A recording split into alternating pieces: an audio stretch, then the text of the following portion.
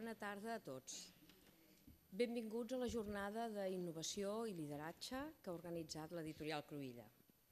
Estem contents de retrobar-vos per compartir i descobrir noves maneres de veure el nostre món, el de l'educació. Perquè a Cruïlla l'educació ens mou. L'educació ens mou cap a la innovació, que esdevé una eina indispensable de pervivència i de futur.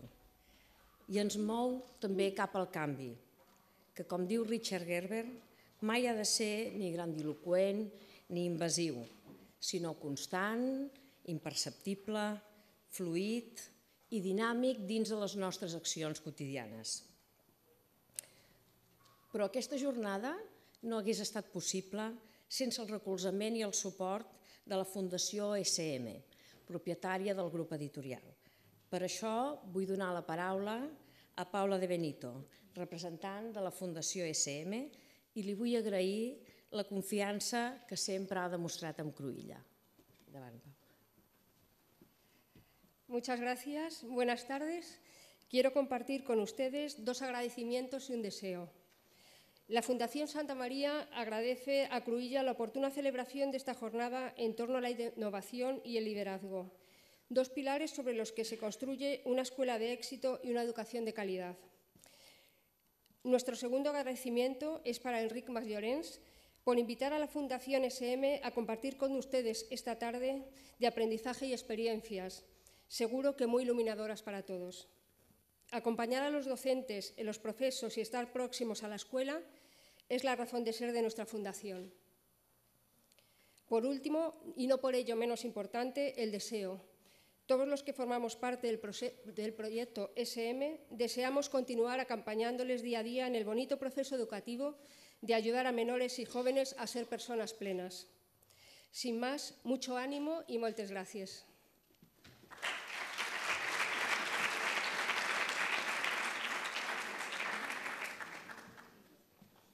Moltes gràcies un cop més. Esperem animar-vos també a moure-us, a no tenir por, a ser millors líders i coneixedors de maneres eficients de relació. Tingueu present que l'acció més petita val més que la intenció més gran. Moltes gràcies.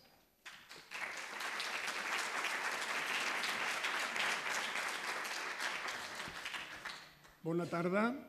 En nom de l'Editorial Cruïlla us dono aquesta benvinguda.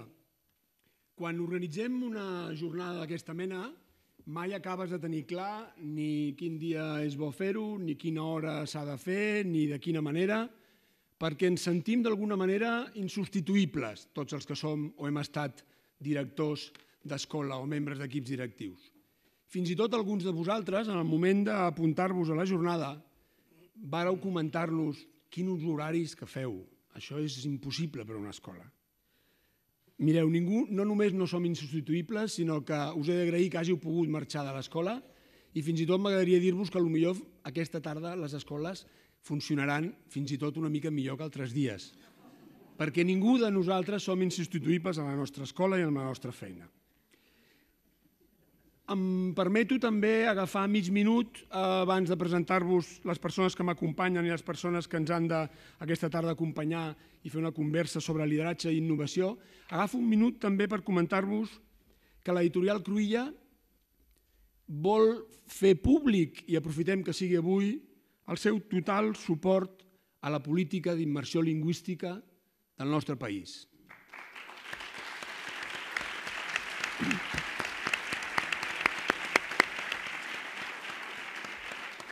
No volem acceptar el que està succeint com una cosa normal. No volem acceptar-lo. No podem acceptar tot el que passa. No ens podem quedar indiferents davant d'aquesta suposada llista de normalitats judicials. La nostra realitat, que és una realitat oberta, com la de les escoles de Catalunya, tots els que avui estem aquí, la nostra realitat, deia, ha de possibilitar, en certa manera, una desobediència. I els que estem avui aquí, que estem molt relacionats amb l'escola, hem de dir que a vegades la desobediència és bona i és positiva. Ens angoixa potser ser que els directors d'escola patim a vegades depèn de quines desobediències es donen a les escoles. Però hi ha moments que segurament és l'única sortida. Tot pot canviar si nosaltres volem, perquè enlloc està escrit que les coses hagin de romandre normals, entre cometes, com uns quants volen. Nosaltres hem de poder decidir allò que és normal. Nosaltres hem d'entendre que hi ha, evidentment, unes regles de convivència més enllà de l'àmbit normalitzat. Dit això, a la meva dreta tinc Xavier Cortés. Xavier Cortés és un educador, amb majúscules, persona que ha estat en diferents àmbits del món escolar, ha estat director d'escola, professor, és autor de llibres, coneix, per tant, el món escolar. A més, ha estat també director general i president del grup SM, un dels grups més potents editorials en parla castellana i també catalana. I, a més, doncs, també en els seus moments, diguéssim, de presidència d'SM, va assumir la presidència del gremio dels editors d'Espanya. A la meva esquerra, segur que ja el coneixeu, Carles Capdevila, periodista, ell és llicenciat en filosofia, és una persona que actualment està dirigint el diari Ara i, a més, jo diria que és una persona culturalment compromesa, moguda amb tot el que està passant al nostre país i culturalment també compromesa amb el català i amb el món de l'educació. No endebades, és una persona que coneix molt el tema educatiu, és una persona que, si em permets que ho digui, té 4 fills i està especialment involucrat amb les escoles, amb l'escola dels seus fills, també i amb altres escoles, perquè ha anat constantment a fer explicacions, a fer conferències, a fer debats, a fer taules rodones en diferents escoles. Per tant, avui tenim 2 persones que ens poden donar molta llum sobre el tema del lideratge escolar relacionat amb la innovació. La manera de funcionar, tot i que hem dit que és una conversa, la manera de funcionar és que inicialment donarem 15 minuts a cadascun d'ells i després moderarem un debat, o ells mateixos se'l moderaran, segons com vagi, respecte a les coses que hagin pogut dir o respecte a altres coses que segurament ens poden interessar, ens poden ningunejar i ens poden d'alguna manera ajudar-nos a obrir un debat que ja us avanço ara que no claurà. Avui difícilment claurem cap debat. Es tracta de sortir amb ganes, amb idees, amb voluntats. D'alguna manera entenem que l'educació que ha de donar mitjans per poder decidir i està oferint alhora solucions. Per tant, buscarem mitjans per poder decidir, per poder reflexionar, perquè res no és tancat. Javier, quan vulguis, et dono la paraula. Molt bé, moltes gràcies. Moltes gràcies per la invitació a parlar aquí aquesta tarda. Realment per mi és un plaer per 2 raons. La primera, parlar d'educació, que jo crec que és una cosa interessant, tot i que són les 4:30 de la tarda, però en fi està bé. I en segon lloc, parlar aquí a Barcelona i a Catalunya, que jo crec que, per almenys per mi, per el meu cas, és una realitat de la meva biografia intel·lectual, afectiva, fins i tot espiritual, i per tant, gràcies per la invitació. Jo faré una presentació molt breu per tal de compartir amb vosaltres no tant una reflexió, diguem-ne, completa, sinó més aviat quin pensament o quin procés de reflexió he fet jo quan me'n plantegen una comunicació sobre el lideratge intel·lectual o el lideratge educatiu. Primer mirarem què és el lideratge en general i després anirem directament a l'adjectiu, que és el lideratge de l'educació. I això ho farem mirant 3 casos de la història de la innovació pedagògica a Espanya i al final clourem els passos íntims del líder educatiu. Jo crec que si plantegem què és el líder en general, jo crec que hi ha com 3 trets fonamentals. El primer és que el líder és una persona a la qual se li reconeix una autoritat. Tots sabem que l'autoritat no és una qualitat que podem nosaltres mateixos adquirir, l'autoritat és alguna cosa que ens donen els altres. I el líder, perquè té autoritat, té la capacitat d'exercir una influència dominant sobre les persones. I quina és la causa per la qual el líder té aquesta influència? Per 3 raons. Primer, perquè imagina el futur, perquè traça el camí i també perquè té la capacitat de gestionar el canvi cap al futur. Hi ha una característica del líder i és que, en el fons, el que fa és contactar amb la il·lusió profunda que tenen les persones que estan treballant en un àmbit determinat. Bé, aquestes característiques del líder en general demostren que el líder no és ni un geni, ni un artista, ni un excèntric, ni un rebel, ni un revolucionari, ni un il·luminat, sinó que més aviat és una persona que té una autoritat reconeguda en algun àmbit. Però a nosaltres ens interessa el lideratge en el món educatiu. I, per tant, la pregunta convenient és què és l'educació? Perquè si estiguérem parlant aquí ara del lideratge en el món de l'empresa, hauríem de plantejar què és l'empresa. I per respondre a la pregunta de què és l'educació, a mi m'agradaria portar 3 casos de lideratge d'innovació educativa en el món espanyol en els últims 100 anys. El primer és la Rosa Sensat, que jo crec que tots coneguem. El segon és la Institució Libre d'Ensenyança, representada per Giner de los Ríos, i també m'agradaria portar un exemple de la innovació dintre de la tradició catòlica. I aquí portaré un text del padre Domingo Lázaro, que va ser un pedagog marianista de fa 100 anys i que va ser també professor de Zubiri al Col·legi de Sant Sebastià i va mantindre amb Zubiri una relació intensa durant tota la seva vida. Doncs bé, llegirem 3 textos dels 3 autors que hem parlat ara. El primer és de l'any 1934, de la Rosa Sensat, i diu: l'educació no és res més que una reacció contra l'esclavitud dels capricis, un esforç en nosaltres per convertir els actes d'instint en actes de reflexió, l'espontaneïtat inconscient en moviment conscient, l'impuls sec en acte de raó. La llibertat és una conquesta a la qual l'home arriba per l'educació i la cultura.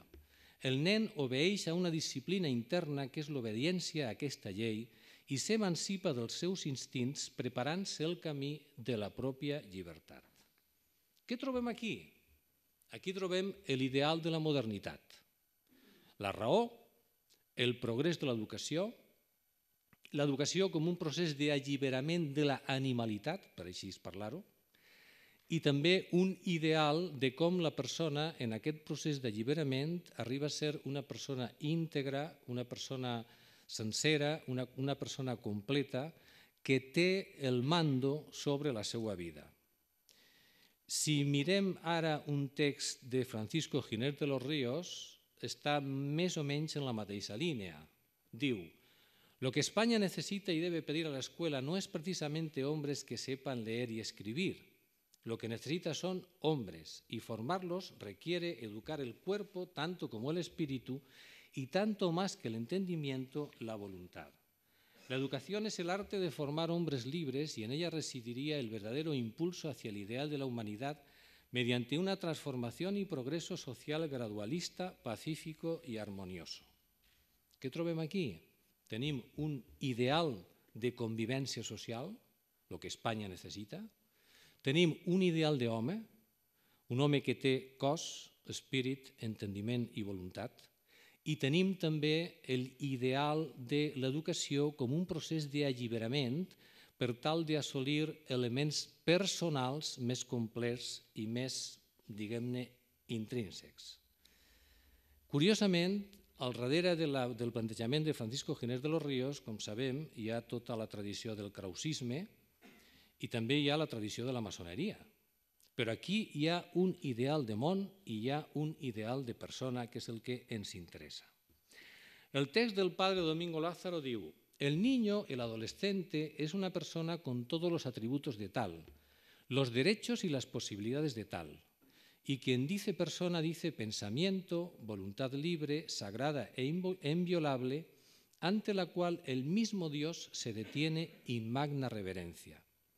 El niño no es un vaso que se llena, sinó un fuego que se enciende. Aquí trobem de nou una idea de persona. Per Domingo Lázaro, la persona té una riquesa i una capacitat intrínseca perquè és una dignitat que ve directament del seu ser de fill de Déu.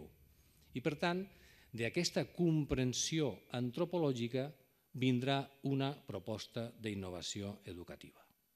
Bé, resumint, quins són els passos íntims del líder educatiu? I dic íntims perquè realment jo crec que el líder educatiu no es planteja un treball i dir, bueno, jo d'aquí a 5 anys seré un líder educatiu, sinó que més aviat és una qüestió que neix a dintre de la persona perquè viu alguns elements de consciència, alguns elements d'ideal.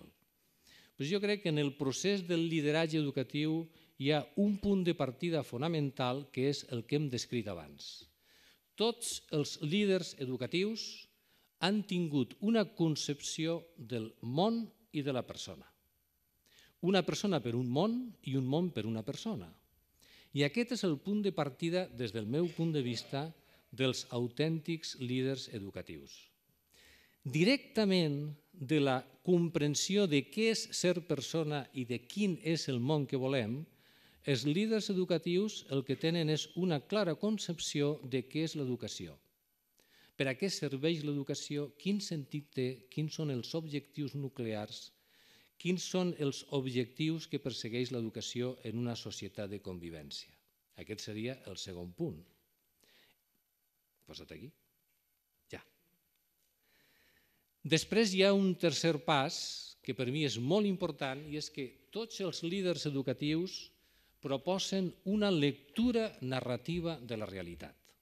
Responen a la pregunta de què està passant, en quin món som, què és el que està passant ara en la cultura, en la situació de l'educació, en la situació dels alumnes. I és una lectura que realment no és ni una idealització ni una condemna, però és una anàlisi creïble. Per tant, no és un anàlisi apocalíptic ni és una anàlisi que trenca la història, perquè reconeixen sempre que tota situació històrica té una ambivalència intrínseca. I fan una narració de la realitat perquè saben explicar quines són les claus experiencials del moment històric que s'està vivint. No és una descripció de la realitat teòrica, és més aviat una descripció de la realitat experiencial. Per això és una descripció de la realitat crítica, però al mateix temps fa veure quines són les noves possibilitats que la realitat té en aquests moments. I sobretot és una lectura de la realitat que està arrelada en el coneixement de la història. No és un trencament de la història, és una reconstrucció de la narració del que està passant en el món educatiu. Per què? Perquè el punt de partida no és una ideologia escolàstica tancada, sinó més bé és una llibertat que ve del projecte d'humanitat que tenen els líders educatius. I d'aquí arribem al quart punt. Ja tenim la comprensió de la persona i del món, ja tenim què és l'educació i a més hem fet una lectura de la realitat, però també els líders educatius tenen un bon coneixement de tots els sabers que afecten al món educatiu. I els sabers que afecten al món educatiu són molts, però des del meu punt de vista hi ha 3 o 4 molt importants. En primer lloc, el món de la pedagogia, que des del meu punt de vista té més relació amb la filosofia, que és una reflexió sobre la situació de l'home. En segon lloc, un coneixement de com està el món de la psicologia que té més relació amb la didàctica. El que passa és que normalment la reflexió educativa arriba directament al món de la didàctica i no passa pel món de la pedagogia. Arriben més a la psicologia i no pas a la filosofia. És el que va passar, per exemple, amb l'aprenentatge de la LOCSE, que va ser un aprenentatge directament que venia del món de la psicologia. Aquest coneixement dels sabers que afecten al món educatiu tenen també a veure amb el coneixement de les experiències culturals de cada moment històric. És a dir, com estem vivint avui, per exemple, el consum cultural o l'experiència del control cultural. I també un coneixement de com està la ciència i la tecnologia. Doncs bé, a la fi, el líder educatiu què fa? Elabora una proposta d'innovació educativa, partint d'una concepció del món i de la societat i de la persona, partint d'una concepció del que és l'educació, partint d'una narració de la realitat actual, partint d'un coneixement dels sabers que afecten al món de l'educació, i a la fi hi ha una proposta que no és una mímesis del canvi superficial, sinó que fonamentalment fa una reinterpretació, és a dir, està donant sentit al present actual de l'educació i per això és una proposta que està obrint el futur però que té una connexió amb el passat. Això és molt important perquè les bones propostes del lideratge educatiu il·lusionen els millors, no il·lusionen els mediocres. La innovació educativa no és un pacte, no és un pacte entre, bueno, potser hauria de fer-se això, però com que no podem, farem una miqueta d'això. No. La innovació educativa és un canvi de narració de la situació actual. El líder educatiu és un visionari, no és un il·luminat. Malauradament, la paraula visionari no té una bona premsa, perquè, no sé exactament en català, però en espanyol visionario té una manifestació més de la persona que no viu a la realitat. En canvi, jo crec que la paraula visionari respon directament a una persona que és capaç de llegir la realitat, de situar-se en la història i de fer una proposta de futur. Per acabar, diríem que el líder educatiu és una combinació de ser, saber, empatia i tipus de persona. El ser és fonamental, que té a veure amb la capacitat de ser educador, no ser solament docent o professor, de ser una persona que està directament implicada en la reflexió del sentit de la vida. El saber és el saber de les ciències, el saber de la filosofia, el saber de la pedagogia, el saber de la didàctica, i la empatia és la capacitat que té també de viure el moment present amb totes les seves possibilitats. No sé si aquesta exposició és una exposició molt didàctica o molt acadèmica, però des del meu punt de vista, si tenim en compte els temes que hem tractat aquí, hauríem després de fer un judici i una anàlisi de tots els que estan actualment amb la pretensió de ser líders educatius en la societat actual. Des del meu punt de vista, la història demostra que els líders educatius que realment han fet propostes d'innovació han sigut persones que han estat sempre en contacte amb un profund sentit de la vida i amb una visió del que és la persona i el món. Gràcies.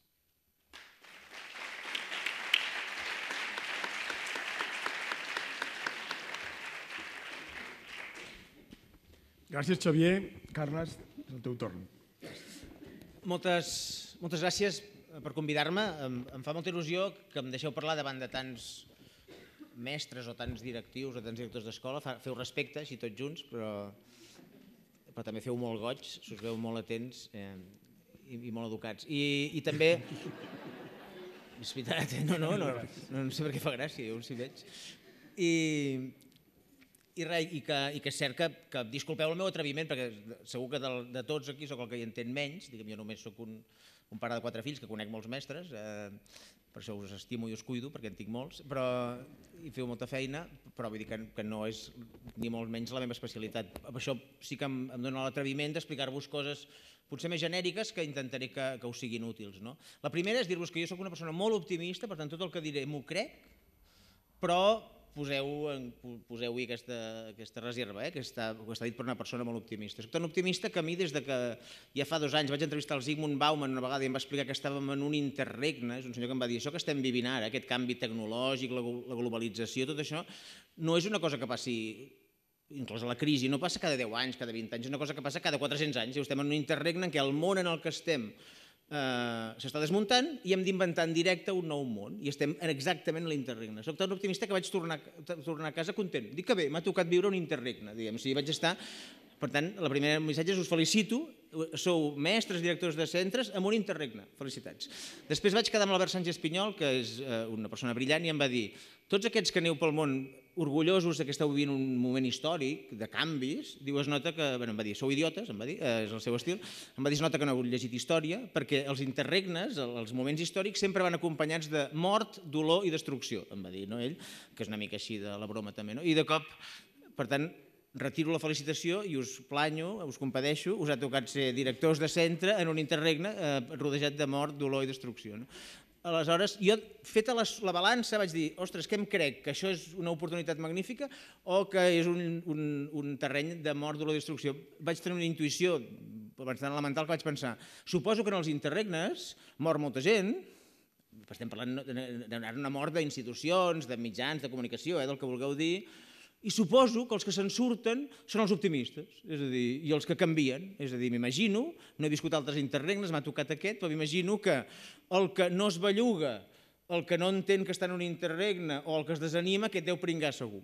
I el que entén que està en un interregne i està atent i entén que en un interregne canviar, que normalment sol ser arriscat, és conservador, és a dir, en un interregne, que vol dir que el món en què estàs es desmunta, canviar no és agosarat, és conservador, i en canvi el que és molt arriscat és quedar-te tal com estàs, perquè ja tens la certesa, en tenim algunes, ja ho tinc en el cas dels mitjans de comunicació, que els mitjans de comunicació ara són molt diferents que fa 10 anys, però és que d'aquí 10 anys seran molt més diferents encara del que són avui. Per tant, jo sé que el que es queda allà, pringa.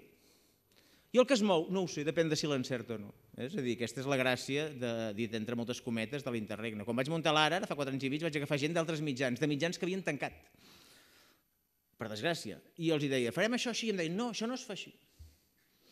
Dic, no, tota la vida s'ha fet així. Dic, no, és que ho farem així. No, però és que això es fa així. Això allà d'on vinc ho feien així.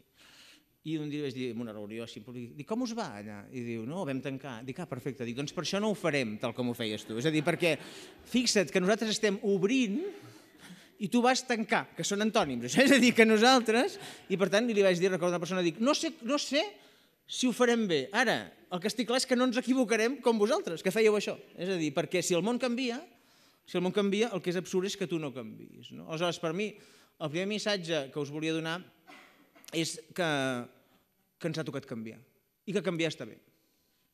També Catalunya és un país fantàstic però conservador en moltes coses i jo noto que molta gent no vol canviar. La gent només t'ho diu. Jo sóc així i no canviaré. T'ho diuen amb una cara i te'ls mires i dius, t'aniria molt bé canviar perquè estàs fatal.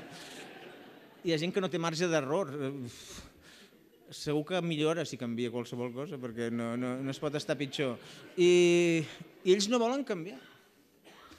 Aleshores, canviar està bé i és l'única oportunitat que tenim de millorar. I a més s'ha de fer. El que passa és que canviar fa por per moltes coses. Una, per equivocar-te.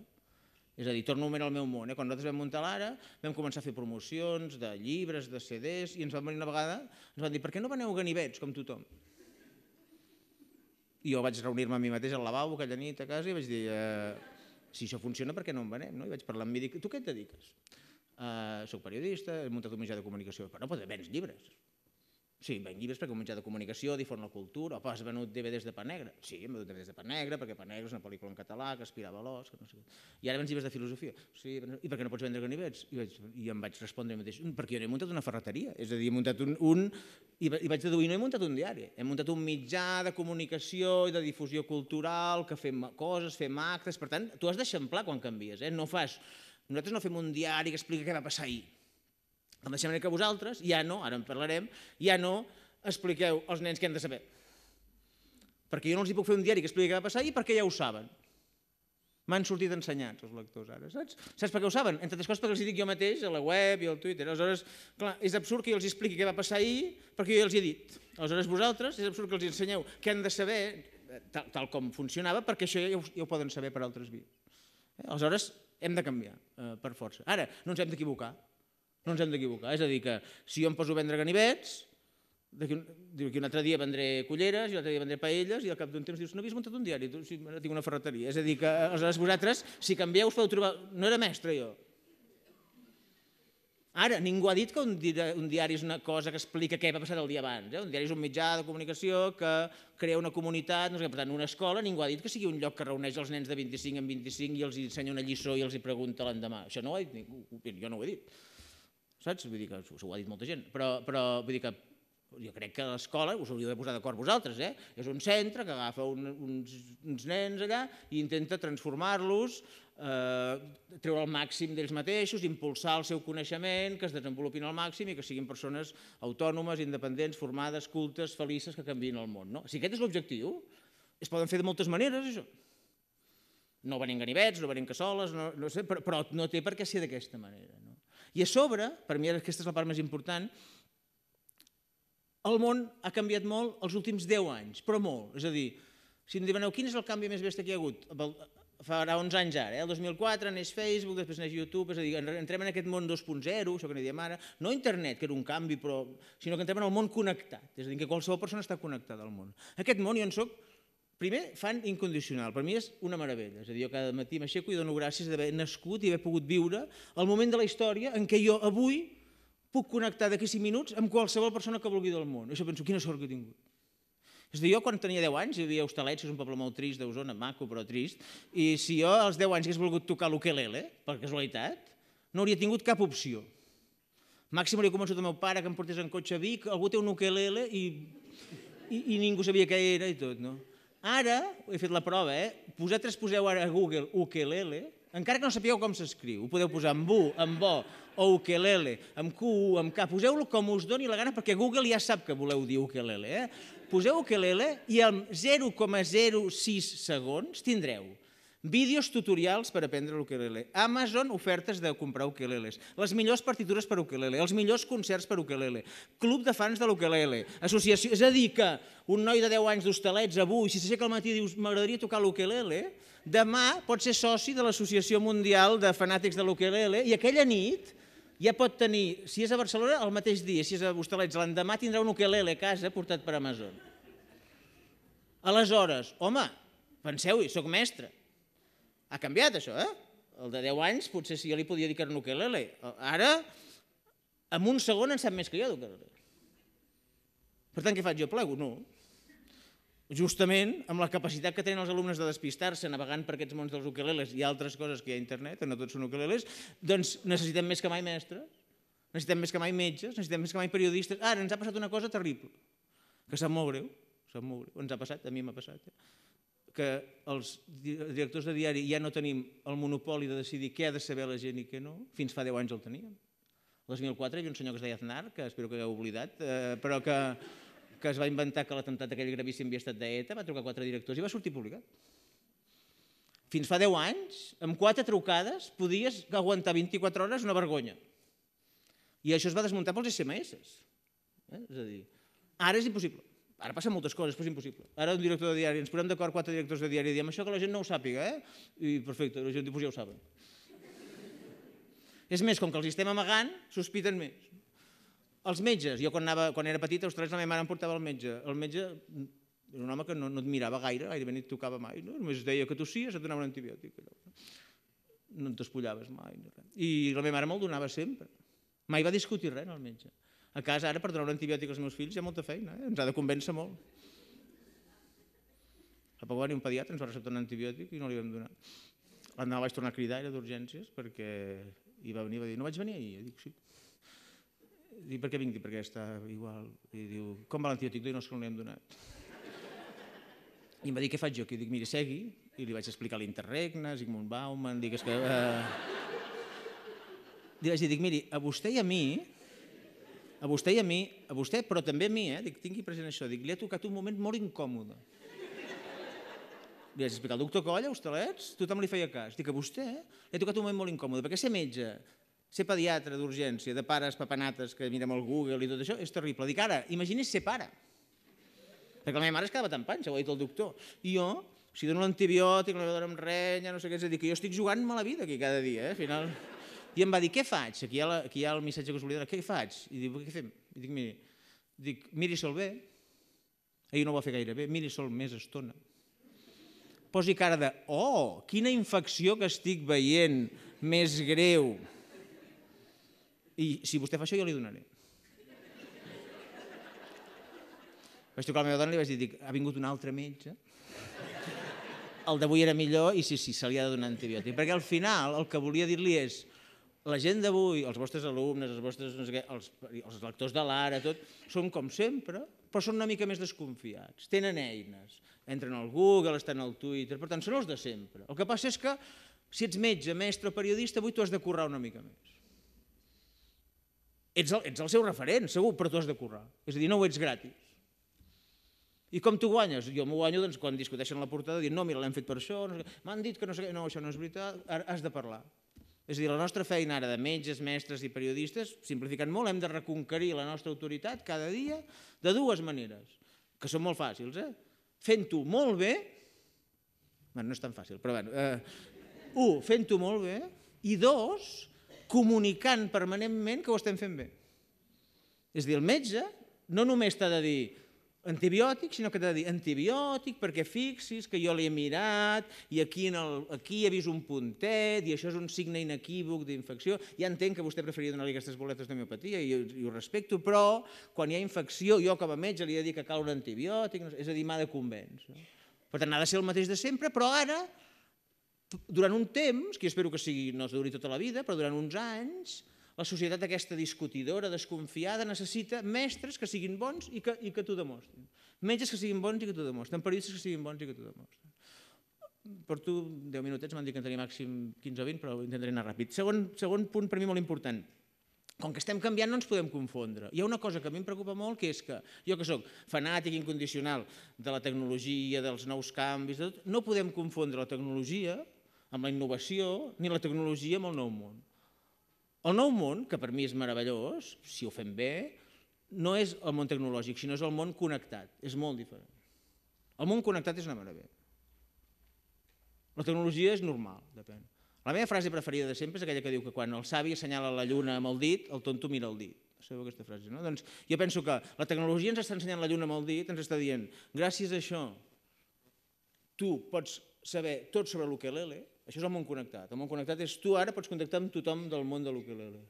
I jo dic, vale, això és el nou món. No, això no és el nou món. Això d'aquí uns anys canviarà, serà d'una altra forma, d'un altre color, no existirà, ho tindrem implantat aquí al cervell. Vés a saber, això és una eina. Ara, el món connectat és una meravella. Per això em preocupa molt, i a l'escola em preocupa els pares i això, primer una divisió absurda entre dos extrems que ens hem dividit. Els pares hem creat el papa nates. El papa nates és el papa emocionat amb la tecnologia, aquest que diu el meu nen té 2 anys i és molt intel·ligent perquè sap com va l'iPad. En trobareu d'aquests. 2 anys i mira si és llest que sap com va l'iPad. Jo ara vaig dir a un amic meu, dic, el teu fill no és gaire intel·ligent, perquè l'únic que passa és que el teu fill és un nen que toca tot amb el dit. El que és intel·ligent és el que va inventar una cosa que funcionés amb el dit. Aquest sí que és llest. Si el teu fill fos tan intel·ligent no fotria els dits a l'endoll, que també els hi pot. És a dir, el teu fill és com sempre. És com sempre el teu nen, com tots. Si fos tan llest no posaria els dits a l'endoll. Posa els dits a l'endoll i posa els dits a l'iPad. El que passa és que un tio va inventar una cosa que si la toques passen coses. Per tant, aquest és el llest. Aleshores, per mi la tecnologia no ens ha de despistar.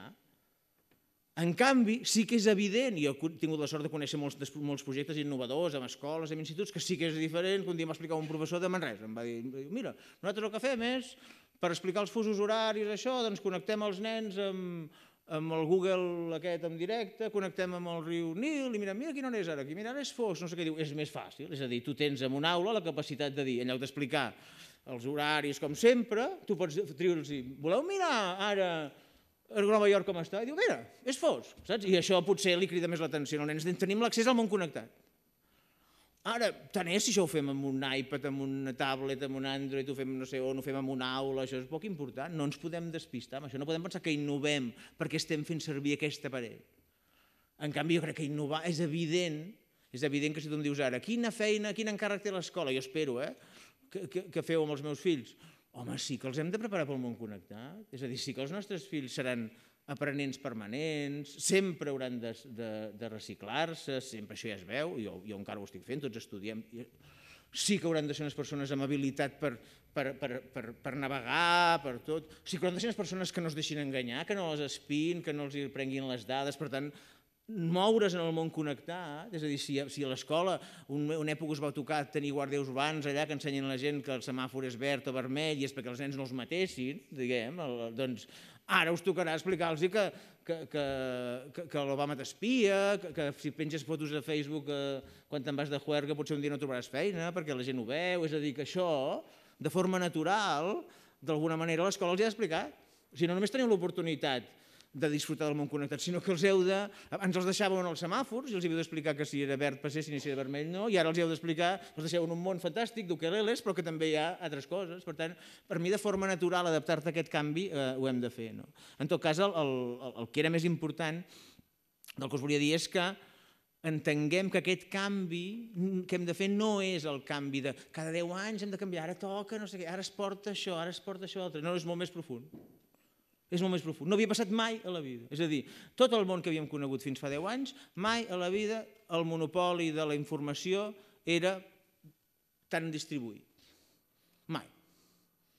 És a dir, mai ningú tenia accés a posar al Google i autoreceptar-se coses, per tant, està ple d'oportunitats i de perills, més que mai. Jo soc optimista i, per tant, jo ho veig com una oportunitat. Aleshores, heu de canviar, segur. Què passa quan has de canviar? I si em diguéssiu un consell, soc director d'una escola, què faig? Dic, home, primer, heu d'entusiasmar a tota la vostra gent amb què s'ha de canviar. Com sigui. Hi ha dues maneres. O dir-los que el canvi serà fantàstic o dir-los que si es queden allà moriran. Hi ha dues maneres. En tot cas, imposar un canvi és el pitjor que es pot fer. És a dir, un canvi imposat no funciona. La gent tenim una resistència al canvi que si no volem canviar, no canviem. Per tant, primera cosa, jo si fos vosaltres, convèncer els equips, aquí sí, els mestres, a tothom, això, que els canvis que fareu seran permanents, no seran un cop cada 3 anys, seran permanents, seran constants, que els feu perquè toca i que els feu contents i agraïts i que s'han de fer. Segona cosa, per fer canvis no has de tenir por, ni que t'avaluïn, ni avaluar-te, és a dir, tots tenim una resistència, ara per què volen saber? Ara què volen saber tot? Si desconfies dels que t'avaluen, avalua't tu, però algú ha d'avaluar. És a dir, nosaltres a l'ara hem educat a la redacció que han de saber qui llegeix, qui els llegeix, per què, quan, no sé què. A l'inici també deien, i per què? I què passarà? I si em llegeixen més, no em llegeixen, no sé què. Dic, no ho sé, si vols sàpiga-ho tu, però algú ho ha de saber. És a dir, el resultat del que feu ho ha de saber algú. No confieu en la Rigau, doncs que no ho faci la Rigau, que ho faci un altre, feu-ho vosaltres mateixos. No confieu en el director, doncs vale, feu-ho vosaltres, però algú ha d'avaluar el que esteu fent. És a dir, algú ha d'avaluar. Per tant, per canviar t'has d'avaluar, amb el mètode que vulguis, però has d'avaluar els resultats del que fas, has de convèncer la gent i els canvis, a més, s'han de fer amb alegria. És a dir, s'han de fer amb alegria pensant, això que us deia a l'inici, jo m'ho crec, quina sort. Ostres, m'ha tocat ser director d'un centre el 2015, tu, amb un interregne, quina sort que tinc. I m'ho passaré bé i intentaré i aconseguiré innovar. I l'últim punt és que per mi la comunicació és clau. És a dir, crec que abans el Xavier ho ha explicat d'una forma fantàstica, però jo crec que en el lideratge, com que el lideratge ha de convèncer, necessita bones dots de comunicació. I la comunicació, també si me la féssiu resumir en una frase, la comunicació no acaba quan tu has dit una cosa, sinó que acaba quan l'altre l'ha entès. Per tant, si un em diu, jo és que les vegades que jo els he dit que han de canviar, però no em fan cas, doncs és que no ho han entès. És com un pare que diu, i l'he dit 27 vegades que vagi a dormir. Dic, doncs no ho he entès. És més, si un nen li has dit 27 vegades que vagi a dormir i no hi ha anat, és que ell es pensa que vés a dormir no vol dir vés a dormir. Es pensa que vés a dormir vol dir no vagis a dormir, perquè si tu vés a dormir no va a dormir, no passa res. Aleshores dic, això em passa al diari, a vegades m'ha passat. Fa poc em va passar, un tio es va equivocar amb una cosa garrafal. Jo no el podia, li vaig dir a un subdirector, dic, fota-li la bronca en aquest tio, dic, i vaig passar un dia infernal, per un error greu de l'àrab, un dia rebent trucades, tot, demanant disculpes, perquè jo humiliat, jo avergonyit per un tio. I vaig dir a un altre que li digués. I al tard de la tarda se'm creu per la redacció xiulant i em diu, com va? I dic, com va? Dic, molt malament. I diu, ah, sí? I de cop crido l'altre, dic, tu li has dit això en aquest? I diu, sí, li dic, doncs no ho he entès. El vaig cridar jo i vaig tenir mitja hora i ho va entendre. És a dir, la comunicació acaba quan ell ho entén. I li vaig dir, l'error que has fet és molt greu, em fa molta vergonya, m'has donat un dia infernal, porto un dia terrible i tu no pots estar xiulant. Com a mínim has d'estar igual d'amargat que jo, com a mínim.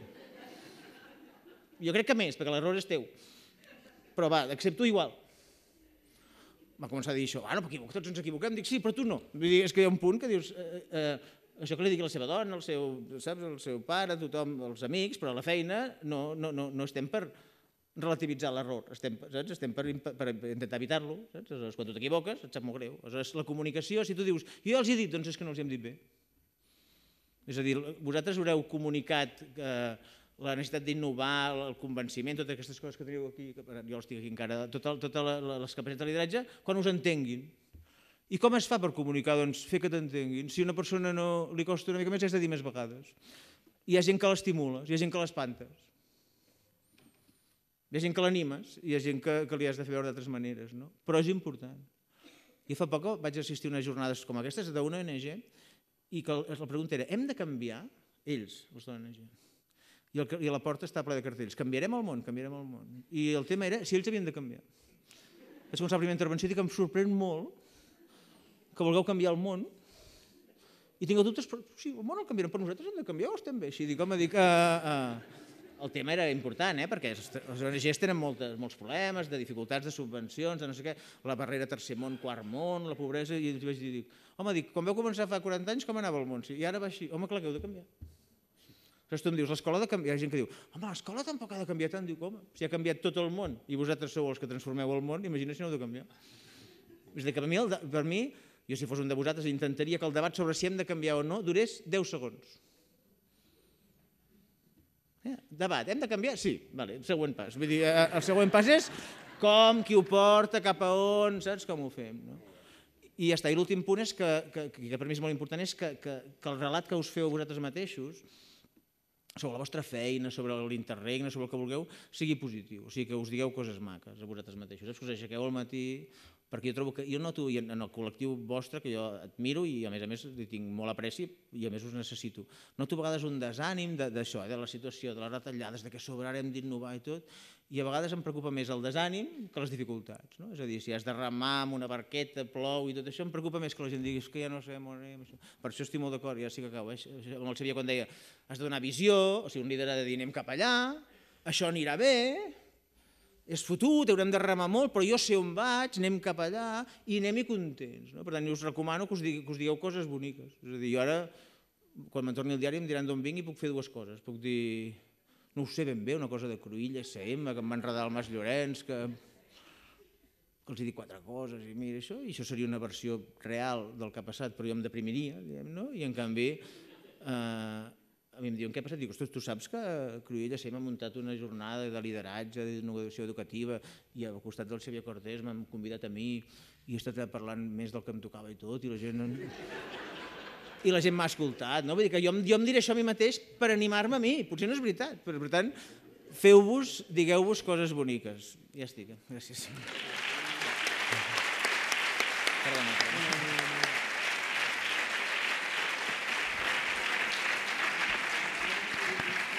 Gràcies. Gràcies, Carles. Hem de canviar. Deixem-ho aquí. Entenem que estem, i acceptem, evidentment, que estem en un interregne. Entenem també que el lideratge és bàsic, ha de ser convincent i, a més, ha de ser distributiu, també ho hem comentat avui, i heu tret també algunes coses referents a tecnologia, humanisme, a veure si sóc capaç de fer una pregunta per intentar la conversa amb aquest aspecte. A veure, hem parlat molt, i des de les escoles em sembla que fins i tot massa, hem parlat molt de la digitalització de les aules, digitalització de l'aprenentatge. Els editorials que volem respondre a aquest canvi i que volem respondre a les vostres necessitats perquè us volem oferir un servei, parlem també de materials digitals, però em sembla que hem començat una mica la casa per la teulada i que és moment de potser veure-ho, a veure què opineu vosaltres dos, no?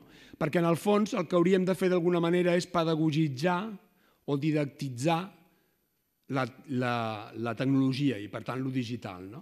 I, per tant, em sembla que algunes vegades hem començat per la taulada. La meva pregunta seria, anem ben pistats des de les escoles i des dels editorials amb tot el tema digital? Estem una mica despistats? I pregunta doble, on queda i on juga també aquest humanisme que parlàvem ara i que ha sortit també d'alguna manera dit diferent amb les dues intervencions, de com queda també aquesta relació humanisme, escola, tecnologia, etc. Xavier? Jo el que crec és que, evidentment, el canvi és imprescindible. Jo crec que la situació, i ho parlàvem en el dinar, és insostenible des de molts punts de vista. La situació de l'escola, amb un sistema que és un sistema molt dur, un sistema que està definit des de les disciplines i no des de la vida de l'alumne, i per tant jo crec que el canvi és imprescindible. Ara, si el canvi és imprescindible, la qüestió fonamental des del meu punt de vista és quines preguntes fem. És a dir, quan tu tens un canvi de les coses que fas, la primera pregunta és jo qui soc, el que tu deies abans. És que el diari és realment qui dona les notícies del dia anterior? Si la resposta és positiva, estàs mort.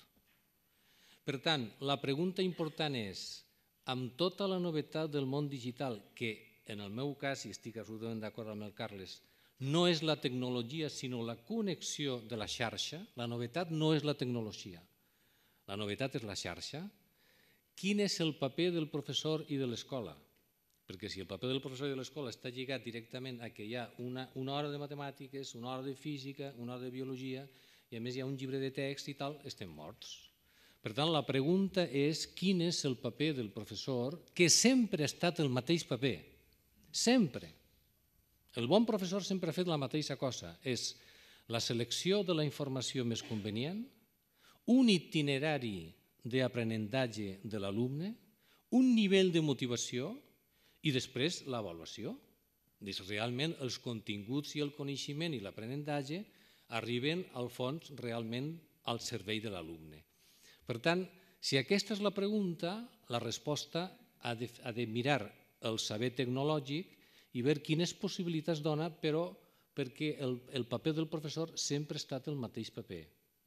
El que passa és que jo crec que el sistema ha fet que els professors pensen que la seva tasca és reproduir un sistema amb un currículum, un horari, una metodologia, una distribució de l'aula, els pupitres mirant al professor que està al davant. Si tenim una confusió entre com fem les coses i realment quin és el paper del professor. Des del meu punt de vista, jo crec que el món digital, i parlo del món digital, i una part del món digital és la tecnologia. Per mi, estic d'acord amb el Carles, el món digital té unes possibilitats fantàstiques pel món educatiu, per moltes raons. Primer, afavoreix la comunicació i la interconnectivitat. Per tant, si l'educació és relació, el món digital porta més capacitat de relació. Segon, el món digital porta moltes més possibilitats d'accés a la informació. I si la informació és un element important del procés d'aprenentatge, escolta'm, són bones notícies. En tercer lloc, el món digital dona moltes més possibilitats de que cadascú fa el seu camí i no hi ha un sol camí per 35 alumnes. Per tant, les notícies del món digital són bones. El que passa és que això, si fas la pregunta convenient, la conclusió és que has de pensar quin és el paper del professor, quin és el procés d'aprenentatge i com el món digital porta moltes més possibilitats. I jo crec que ahí està el fonament del canvi. No és en primer lloc la pregunta per la tecnologia, la pregunta és per la incorporació de les possibilitats del món digital al procés d'aprenentatge.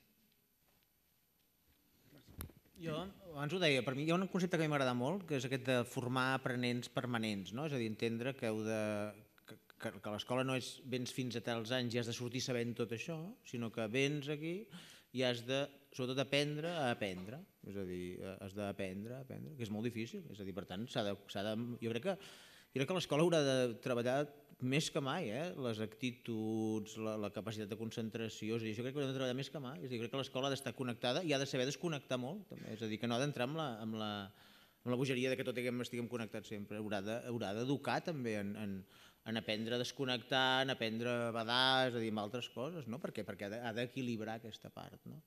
Això per mi és una cosa important. La segona és que hi ha 1000 exemples i és molt difícil, depèn de les edats, depèn de tot. Per mi, una de les coses que a mi més em va impressionar, ara és un cas conegut, és una cosa que es diu Khan Academy, que la va muntar un tio que es diu Khan, de cognom K-N, que és un noi, crec que és de Bangladesh o així, que era un coco a Harvard i que va començar a fer uns tutorials, uns vídeos tutorials, i de cop la gent va veure, la gent que es preparava per entrar a Harvard i això, vull dir, estem parlant de gent d'àlgebra, va descobrir que s'entenia millor la lliçó amb aquests tutorials d'àlgebra fets per aquest tio que era un coco que pel seu professor de Harvard, no estem parlant del professor d'Hostalets, de Harvard, i que és boníssim el d'Hostalets, però vull dir que ja no és una cosa de qui és millor que altre, sinó que els millors, perquè un vídeo tutorial tu el pares, fas, no sé, saps, tornes i per tant s'adapta més al ritme. Un mestre quan explica una lliçó l'explica un ritme concret que si s'entreté molt n'hi ha un que s'avorreix i n'hi ha un altre que no ho agafa, en canvi el vídeo ho va explicant, no?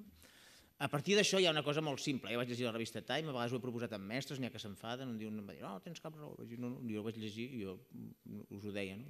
La revista Time va fer un suplement sobre això que deien, probablement una cosa molt elemental és que en algunes assignatures s'haurà de fer el contrari del que es feia. En lloc d'explicar com es fan equacions a classe i posar-los deures, s'haurà de dir-los mira't aquests vídeos i a classe fem els deures. És a dir, que el mestre estigui al costat. Això és un canvi molt simple i molt revolucionari, perquè és canviar-ho tot. És a dir, no jo vinc aquí i explico equacions i demà les corregeixo, sinó que jo us dic que us mireu un vídeo i tot això. I té molts problemes, i el nen que no té connexió, i el que no sé què, té dificultats. Ara, jo com que no hi entenc, a mi aquestes coses m'il·luminen una mica en el sentit de dir, ja ho veig més o menys, que darrere d'això hi ha moltes possibilitats. Jo tinc la sort d'entrevistar molta gent, com que m'interessa molt el tema, innovadors d'educació del món, gent que passa per aquí, això sempre que puc els entrevisto, parlar, això, i les experiències, la gent que més m'ha agradat o que més m'ha convençut, sí que parlen cada vegada més de que, i és molt difícil, de que s'ha de sortir més de l'escola, de que sí que és veritat que en aquest món connectat és molt més fàcil anar a visitar llocs de treball, és a dir, preparar-los pel món real, i que és molt més fàcil que mai preparar. Ara anem a veure això, prepareu casa, és a dir, que estimular això i tot. Aleshores, sí que es veu això. Després, clar, això per mi és molt fàcil, però si jo fos el director del centre em diria, hosti, quina por, perquè igual que en un diari ja costa molt, després canviar l'organització, les rutines de la gent i tot, però sí que s'entén això, és a dir, que sí que s'entén que per canviar has de canviar de focus i has de dir, ostres, m'enlairo una mica més, faig veure un moment que això no està organitzat d'aquesta manera, penso que és millor, i a vegades sembla molt revolucionari, però és molt fàcil, perquè a vegades és un gir de 180 graus, que sembla molt difícil, però a vegades és igual de difícil que un de 10 graus, i amb un de 10 graus no fas res, és a dir, saps? Aleshores potser faig un gir de 180 graus, que és, mira, les mates, aquest curs, fem al revés, s'ho estudien aquí i aquí només fem deures, doncs no és tan difícil. Ara, acabo, i no et responc al teu perquè no hi entenc, el tema si sapigués el secret de què ha de fer una editorial escolar, muntaria una editorial escolar, però no responc a això, però que sí que et dic és que és evident que no podem confondre'ns que si ara en lloc d'un llibre tenen un e-book ja hem innovat, és a dir, que depèn de per què el faci servir, o que si ho fem, i justament jo crec que invertir en crear nous materials, perquè el món connectat la gràcia és que hi ha molt material, és a dir, i ara sí que acabo, jo m'imagino més que necessitem guies de navegació que no nou material. Perquè a mi m'han convidat, fem uns nous vídeos per explicar coses. Dic, ostres, que ja està explicat molt. Saps, els planetes estan explicats tantes vegades que no sé si faria un nou vídeo per explicar els planetes o triaria els millors. Saps? I faria un material per mirar aquests vídeos. Perquè l'altra cosa de la xarxa, la gràcia és que allà hi és tot. Igual que l'àlgebra, la Khan Academy és això. Si hi ha un vídeo tutorial que està molt ben fet, potser el traduïm al català i ja està. Saps? No cal que en fem un altre. I crec que ara sí que hi ha una humilitat del mestre amb això dels vídeos tutorials, que és que entendre que els mestres no tots sou molt bons amb tot, saps? Per tant, que si n'hi ha un que s'explica millor, que faci el vídeo tutorial aquest, saps? Jo ho veig amb manualitats, no? És a dir, clar, si penses el profe de P5, doncs clar, si t'ha d'ensenyar a retallar potser no és gaire bo, i potser és millor un vídeo que ho expliqui, no? El que agafi el Ja t'ho faràs de TV3 el dissabte a la tarda, saps? Vull dir que no és tan important que ell sàpiga retallar, el que és important és que ell sàpiga crear una dinàmica, saps? Encara que ell no en tingui ni idea, que sàpiga crear una dinàmica en què els nens facin un cub o facin una grua d'en papiroflèxia, no? Vull dir que a vegades ens costa a tots, els periodistes també ens costa, i a vegades ara els dic, no feu res, digueu, resumiu el que hi ha al món sobre això, no? No, ho vull explicar jo, a vegades el periodista diu, si ho han explicat millor d'altres, saps? Per què no agafes les 10 millors explicacions sobre això i les publiques? El jihadisme, en lloc d'explicar-m'ho tu, per què no agafes i dius, busques quin és el millor article del New York Times que ho ha explicat i el publiquem, saps? Si l'important és que jo li digui als de l'ara, el jihadisme és això, no que ho expliquis tu, saps? Aleshores jo crec que als mestres també us falta això, igual que els periodistes de dir, i els metges, de dir, entendre que d'aquesta part que ens ha passat en aquest món que ens ha tocat viure no tot és dolent, i que la meva feina és molt important, però que potser no sempre és la de l'exclusivitat de la informació, sinó que sóc un guia de navegació, i sóc importantíssim, sóc el que li dic, ves per aquí, ves per allà, sóc un GPS, sóc alguna cosa que ajuda, però no tinc l'exclusiva, per tant l'ajudo a navegar per altres coses. Xavier, havies demanat la paraula? No, jo volia dir que des del meu punt de vista és imprescindible també aprofitar l'avinentesa per fer un canvi d'espais. Jo crec que si no hi ha un canvi de la distribució dels espais a les escoles no hi haurà canvi educatiu. Perquè si ara resulta que la informació no és, diguem-ne, el coto cerrado del professor, sinó que ara la informació està per tot arreu, quin sentit té que tots els alumnes estiguin mirant a un professor? No té cap sentit. Com si tota la informació vingués directament del professor. Jo tinc l'experiència de que els canvis d'innovació, si no porten també un canvi de la distribució d'espais, no funcionen, perquè els espais actuals de les escoles, tal com estan pensats, no serveixen per al model actual, que és el que deies tu abans, del canvi. La informació està, per tant, no és el privilegi del professor, i què hem de fer a classe? Segurament coses que no es poden fer si tots els alumnes estan mirant el mateix professor al davant. Per tant, jo crec que la innovació, donat el canvi de la xarxa del món digital, hauria també de plantejar un canvi no sols del model didàctic i educatiu, sinó també del model d'espais que tenim a les escoles. Molt bé. Aquesta tarda també parlarem i tindrem uns tallers sobre educació relacional i el món de les relacions vitals a les escoles i en els equips directius. Jo els voldria demanar a les dues persones que m'acompanyen aquí a la mesa que breument, perquè anem malament de temps, ens diguessin alguna cosa respecte a les relacions d'aquest líder que dèiem que és una persona distributiva, convincent, etc., respecte al seu equip. És a dir, hi ha algun secret, hi ha alguna manera d'utilitzar aquesta relació per treure el màxim profit? Hi ha alguna manera, d'alguna manera, de fer treballar en equip més positivament vers el canvi, vers aquesta innovació que abans dèiem, a partir de les relacions humanes que són bàsiques a qualsevol lloc i en el cas concret de l'escola i particularment, com estic dient ara, en els equips directius? Doncs teniu alguna cosa a dir? Breument, perquè anem malament de temps.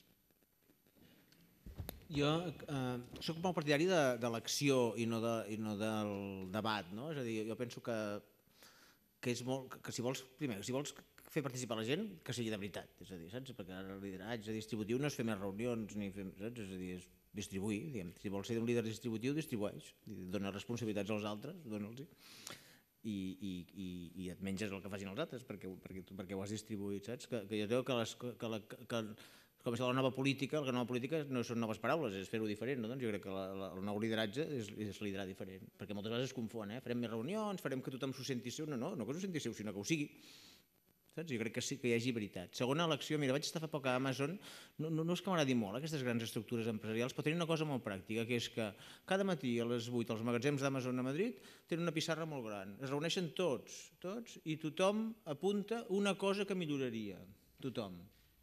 Un diu el carretó aquest grinyola, l'altre diu no sé què, és una bogeria això. Té una pissarra molt gran, fan una reunió de 10 minuts, de 8 a 8 i 10. Tots els treballadors del magatzem d'Amazon de Madrid es posen allà en grups i tothom ha de posar una cosa que milloraria. Pot ser petita, pot ser que el celo, no sé què. Després es reuneixen, es queden uns quants i diuen si això està bé o no. Uns següents decideixen si això està bé o no. Després diuen a qui li toca fer i tenen una setmana per aplicar-ho. Doncs a tal dia s'ha d'haver aplicat. Si allò no s'ha aplicat, passa amb una pissarra de zombis, és a dir, aquell responsable té un zombi. I quan tens 10 zombis, tens un problema. És a dir, tothom pot tenir 10 zombis. És a dir, qualsevol responsable ja té 10 zombis.